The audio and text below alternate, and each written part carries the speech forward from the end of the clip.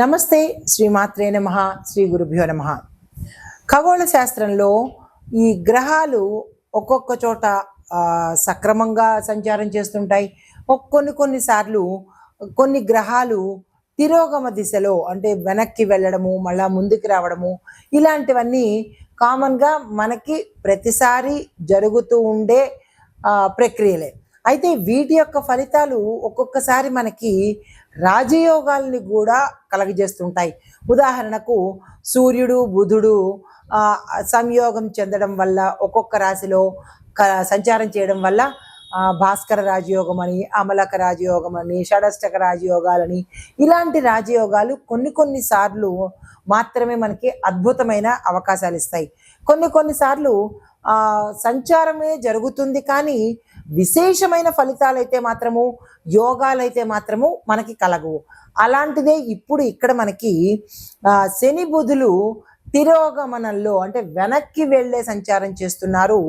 అది జూలై 13వ తారీఖున మొదలుపెట్టి శని మీనరాశిలో తన తిరోగమన దశలో అంటే తిరిగి మళ్ళా వెనక్కి వెళ్ళే దశలో సంచారం మొదలుపెట్టాడు. అయితే ఇది ఎప్పటి వరకు ఉంటుందంటే ఈ సంవత్సరం నవంబర్ 15 వరకు ఈ ప్రక్రియ కొనసాగుతూనే ఉంటుందన్నమాట. అయితే ఈ తిరోగమనం చేస్తున్న సమయంలో ఈ రెండు గ్రహాలు కొన్ని రాసుల వారికి మాత్రమే కొన్ని ప్రయోజనాలు ఇస్తున్నారు, కొన్ని రకరకాల ప్రయోజనాలు ఇస్తున్నారు. అందరికీ కాకుండా కొన్ని రాసుల వాళ్ళకి మాత్రమే. అయితే ఆ ప్రయోజనాలు ఎలా ఉండబోతున్నాయి అంటే ఎప్పటి నుంచో డబ్బులు మనకి రాకపోవడము, ఎవరు ఇవ్వకుండా ఇబ్బంది పెట్టడము, మన దగ్గర నుంచి తీసేసుకుంటారు కానీ తిరిగి మళ్ళీ వాళ్ళు ఇవ్వడానికి ఇబ్బంది పెడతారు. అలాంటి ఇబ్బందులు ఈ సమయంలో తొలగిపోయి మీకు రావాల్సిన సొమ్ము చేతికి అందుబాటులోకి రావడము, దీంతో పాటు ఈ శని బుధుల యొక్క తిరోగమన సంచారం వల్ల లబ్ధి పొందే రాసులు మనం తెలుసుకుందాము.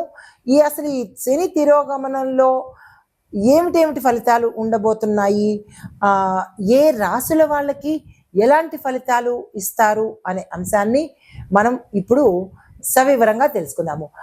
తదుపరి రాశి మిథున రాశి. ఈ రాశిలో ఉండే వారికి శని బుధుల యొక్క తిరోగమనంలో శని భగవానుడి యొక్క తిరోగమనం ప్రభావము మీకు 9వ ఇంట్లో జరగబోతోంది. ఆ 9వ ఇల్లు ధర్మస్థానం అన్నమాట. అయితే ఈ ధర్మస్థానంలో ఎలా ఉండబోతోంది జీవితం అంటే తాత్కాలికంగా ఆలస్యం అవుతాయి. మీరు ఏ పని తలపెట్టినా టెంపరీగా 1 వీకో 3 డేసో 10 డేసో ఆలస్యంగా జరిగే అవకాశం కనబడుతోంది. అది పెద్ద ఆలస్యం అయితే కాదు, టెన్షన్ పడద్దు. అయితే కొన్ని ప్లాన్లు చివరి నిమిషంలో మీకు మారిపోతాయి. ఈ ప్లాన్ పక్కా, ఇది కరెక్టు, నేను వేసేసుకున్నాను, ఈ డెసిషన్ తప్పను అని ఎవరైతే అనుకున్నారో, ఈ డెసిషనే కరెక్టు అని ఎవరైతే అనుకున్నారో లాస్ట్ మినిట్లో డెసిషన్స్ కానీ ప్లాన్స్ కానీ మారిపోయే అవకాశం కనబడుతోంది. దీంతో పాటుగా మీ గమ్యము అంటే మీరు వెళ్ళే మార్గము ముందుకి వెళ్ళేటట్టుగానే చూసుకోండి. అంతేగాని అరే ఇక్కడ తప్పు జరిగిపోయింది మళ్ళీ ఒక్కసారి వెనక్కి వెడదామోనో, లేదా ఈ ఉద్యోగం మారిపోయాను ఒక్కసారి ఆ ఉద్యోగమే ప్రయత్నం చేద్దామనో, ఏదైతే మీరు వదిలిపెట్టేశారో దాన్ని తిరిగి ముందుకెళ్ళే ప్రయత్నం చేసుకోకండి. దాన్ని వదిలేసి కొత్తగా ముందుకెళ్ళే ప్రయత్నం చేయండి కానీ వెనక్కి వచ్చే ప్రయత్నం అస్సలు చేయొద్దు. గురువుల యొక్క సహాయ సహకారాలు తప్పనిసరిగా తీసుకోండి. మేనేజ్మెంట్ నుంచి అంటే ఉద్యోగస్తులు అవ్వచ్చు, మరి ఏ ఇతర రంగంలో ఉన్న వాళ్ళకైనా మీ పై అధికారుల యొక్క మద్దతు సపోర్టు మీకు చాలా ఎక్కువగా కనబడుతోంది. అయితే దైవ చింతన, పుణ్యక్షేత్రాల దర్శనంలో మానసిక ప్రశాంతత, ఏవైనా ఇబ్బందులు ఉంటే తొలగిపోయే అవకాశం ఉంది. కాబట్టి సాధ్యమైనంత వరకు పుణ్యక్షేత్రాలకు వెళ్ళండి. ఇక్కడ మీకు ఒక డౌట్ రావచ్చు, గుడి, దేవాలయము, పుణ్యక్షేత్రము 3 వేరువేరుగా ఉంటాయి. గుడి వేరు, దేవాలయం వేరు, పుణ్యక్షేత్రం వేరు. ఇక్కడ నేను ప్రస్తావించినది గుడి కాదు, దేవాలయం కాదు, పుణ్యక్షేత్రం మాత్రమే ప్రస్తావించాను. పుణ్యక్షేత్రానికి మాత్రమే వెళ్ళే ప్రయత్నం తప్పనిసరిగా చేసుకోండి. అయితే మరి బుధ తిరోగమనం ఎక్కడ జరుగుతోంది అంటే 3వ ఇంట బుధుడు శనేమో 9వ ఇంట సంచారం చేస్తున్నాడు, బుధుడేమో 3వ ఇంట సంచారం చేస్తున్నాడు.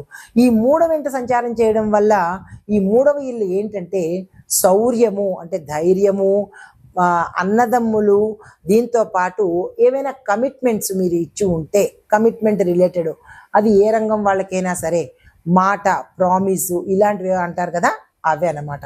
అయితే ఈ తిరోగమనం చేయడం వల్ల మీరు గతంలో ఏవైనా ప్రయత్నాలు చేసి ఉంటే అవి ఇప్పుడు మంచి ఫలితాలు వస్తాయి.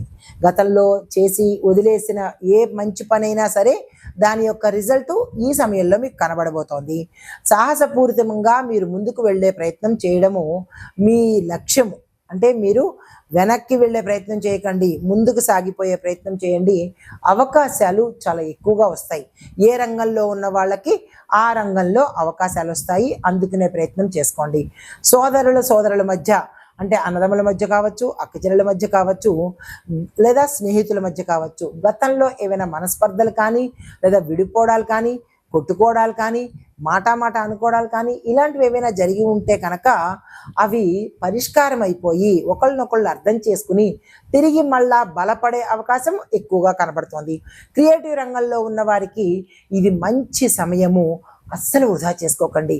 చాలా చక్కని అవకాశాలు వస్తాయి, అందుకునే ప్రయత్నం చేసుకోండి. అయితే మరి లాభపడే అంశాలు ఏమిటి అంటే కనుక, మొదటగా ప్రెస్సు, మీడియా, కమ్యూనికేషన్ రంగంలో ఎవరైతే ఉంటారో ఈ రాశిలో ఉండేవారికి విశేషమైన ఫలితాలు ధనపరంగాను, కెరియర్ పరంగాను ఉండబోతోంది. సాహసోపేతమైన నిర్ణయాలు ఏవైతే డేర్ అండ్ డాష్గా మీరు నిర్ణయాలు డెసిషన్స్ తీసుకుంటారో ఆ డెసిషన్స్ మీకు లాభాన్ని ఇస్తాయి తప్ప పశ్చాత్తాపపడడానికి అవకాశాలే ఇవ్వవు. కాబట్టి తక్షణమే మీరు డెవిల్గా నిర్ణయాలు తీసేసుకోండి, అవి మీకు మంచే చేస్తాయి. అయితే తిరిగి చదువు ప్రారంభించాలి అని అనుకునే వారికి మధ్యలో ఏ రకంగానైనా ఆగిపోవడం, డబ్బు లేక కానీ, లేదా కుదరక కానీ, ట్రాన్స్ఫర్ నిమిత్తంగా కానీ, ఏదైనా చదువు మధ్యలో ఆగిపోయింది అని అనుకున్న వాళ్ళకు మళ్ళా తిరిగి కొనసాగించే అవకాశము, ఆపర్చునిటీసు ఇప్పుడు మీకు కనబడబోతున్నాయి.